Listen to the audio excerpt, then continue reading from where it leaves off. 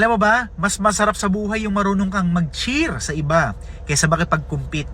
Hindi naman ito it's showtime na mayroong tawag ng tanghalan. Hindi rin The Voice. Kailangan may mas magandang boses ka.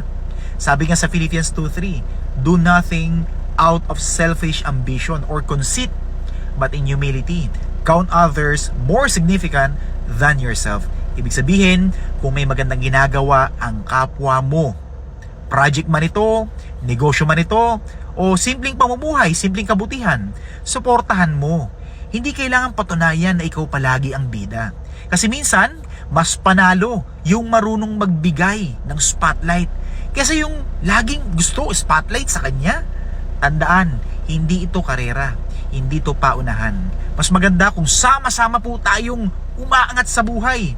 Kaya kapatid, next time may gumagawa ng mabuti, huwag mong harangan, huwag mong ikritik, i-share mo, i-support mo, lalo na kung mabuti naman. Sa buhay, hindi lang winner takes all. Sa Diyos, lahat panalo kapag nagtutulungan.